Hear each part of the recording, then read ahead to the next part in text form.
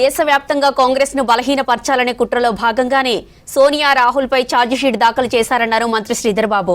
BJP కుట్రలను తిప్పికొట్టాలని పిలుపునిచ్చారు. స్వాతంత్ర ఉద్యమంలో బీజేపీ ఎక్కడుందని ప్రశ్నించారు కొండా సురేఖ. ప్రశ్నిస్తే ఈడీ ఐటీని పంపుతున్నారని ఫైర్ అయ్యారు. ఈడీపై పెట్టిన దృష్టి అభివృద్ధిపై పెడితే బాగుంటుందని మోదీకి సూచించారు కొండా సురేఖ. ఇక హైదరాబాద్ ఈడీ ఆఫీసు ఎదుట కాంగ్రెస్ భారీ ధర్నా నిర్వహించింది. ఈ కార్యక్రమంలో మంత్రులు పాల్గొన్నారు.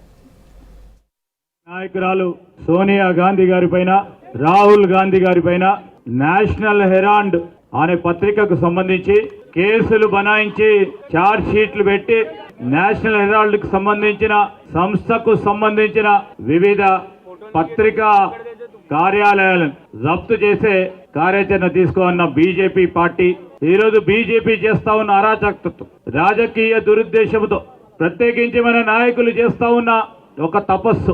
రాహుల్ గాంధీ గారు దేశంలో అన్ని మూలలో తిరుగుతూ సామాజిక పరివర్తన కావాలి, అన్ని వర్గాలకు న్యాయం చేయాలని చేస్తా ఉన్న ప్రయత్నానికి గొప్ప స్పందన వస్తా ఉన్న తరుణంలో ఆనాడు ఏజీఎల్ సంస్థ ద్వారా నెలకొల్పిన పత్రిక జవహర్లాల్ నెహ్రూ గారు దాంట్లో ఒకరు.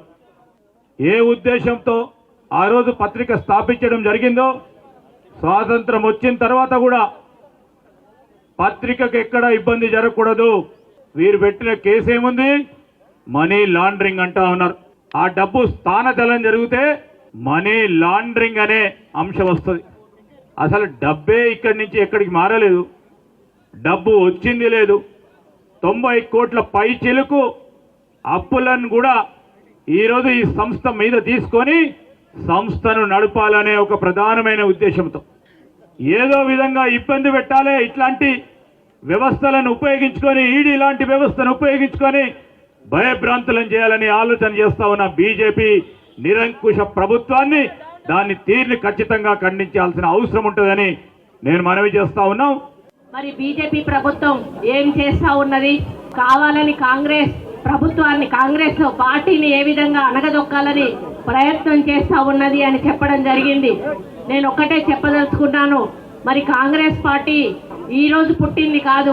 ఆనాడు స్వాతంత్రం తెచ్చినప్పటి నుంచి కూడా ఈ రోజు వరకు కూడా ప్రజల సంక్షేమం కోసం, అభివృద్ధి కోసం పోరాడుతున్నటువంటి పార్టీ కాంగ్రెస్ పార్టీ. మరి ఆ రోజు బీజేపీ పార్టీ ఎక్కడ పోయింది, ఎక్కడ ఉన్నది అని చెప్పి మనం అందరం కూడా ఆలోచించాలి, మోడీని ప్రశ్నించాలి. ప్రజలు కూడా దీని గురించి ఆలోచించాల్సిన అవసరం ఉన్నది.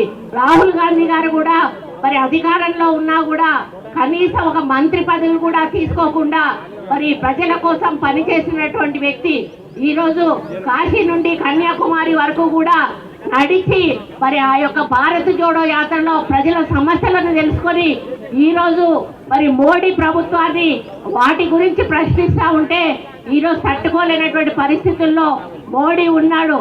బంతిని ఎంత గట్టిగా నేలకోసి కొడితే అంతకు రెండింతలు పైకి లేస్తుంది.